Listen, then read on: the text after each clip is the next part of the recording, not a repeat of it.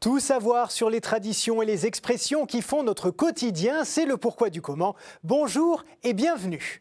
Je voudrais commencer par vous remercier. Oui, vous, parce que vous êtes toujours plus nombreux à regarder cette émission et à la partager sur les réseaux sociaux. Donc, merci. Et puis, j'ai un petit jeu personnel, peut-être un peu bête, je sais pas.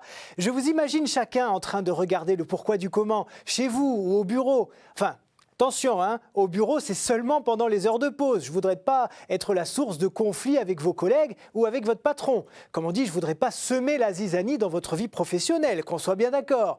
Mais dis donc, il n'y a rien qui vous a interpellé là? Semer la zizanie, voilà encore une expression qu'on utilise régulièrement et qui vient de la Bible. Allez, c'est parti, découvrons ensemble l'origine de tout ça.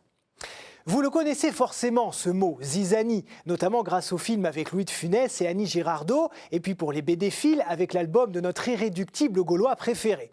Mais savez-vous exactement ce qu'il veut dire? Eh bien, direction justement l'époque où toute la Gaule est occupée par ces fous de Romains.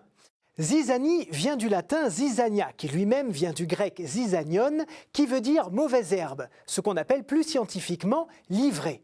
C'est de la mauvaise graine, une plante nuisible aux céréales qui peut carrément ruiner des récoltes, tout simplement parce qu'elle pourrit les éléments qui poussent autour d'elle. Voilà, on comprend déjà immédiatement pourquoi on utilise le mot zizanie pour parler de discorde dans un groupe. On imagine très bien une personne semer des petites phrases assassines et des allusions mesquines qui mettent de l'huile sur le feu. C'est un peu l'image d'une mauvaise herbe qui vient envahir un joli massif de roses bien rouges et qui les fait mourir. Bon, et quand je vous dis ivraie, ça ne vous rappelle pas quelque chose? Eh bien oui, voilà, c'est effectivement ce passage de l'Évangile selon saint Matthieu où sont regroupées plusieurs paraboles agricoles et végétales. Et là, celle qui nous intéresse, c'est celle de la mauvaise herbe. Jésus fait face à une foule immense et aborde un sujet épineux, la présence du mal sur terre. Ben oui, c'est toujours la même question. Si Dieu est bon et tout-puissant, pourquoi permet-il le mal? Le Christ répond alors avec cette parabole. Il raconte l'histoire d'un homme qui vient d'effectuer les semailles dans son champ. Pendant la nuit, son ennemi s'introduit sur son domaine et sème de l'ivraie parmi le blé et s'en va. Plus tard, le blé pousse et du coup la mauvaise herbe pousse en même temps. L'homme se doute que c'est son ennemi qui a fait le coup, mais demande à ne surtout pas arracher l'ivraie, de peur que ses serviteurs abîment aussi le blé. Et il ajoute ceci. Laissez croître ensemble l'un et l'autre jusqu'à la moisson.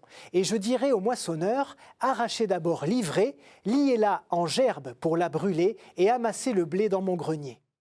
Voilà, et là vous vous dites, mais quel rapport avec le mal sur la terre? Je vous rassure, les disciples se sont aussi posé la même question et ils ont même demandé des précisions à Jésus sur cette parabole.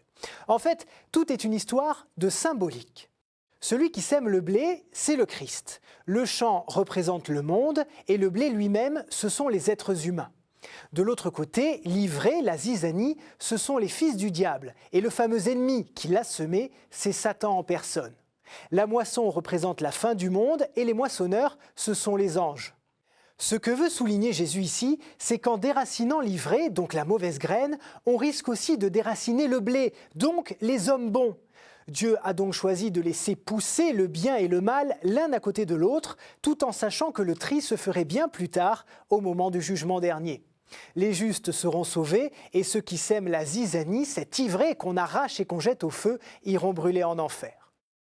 Voilà, c'est donc de cette parabole que l'expression actuelle est née. Elle est entrée dans le langage courant au XVIe siècle, mais depuis, bien sûr, elle a perdu son aura chrétienne et l'allusion au bien et au mal, même si on comprend très bien que celui qui sème la zizanie introduit le trouble dans une relation.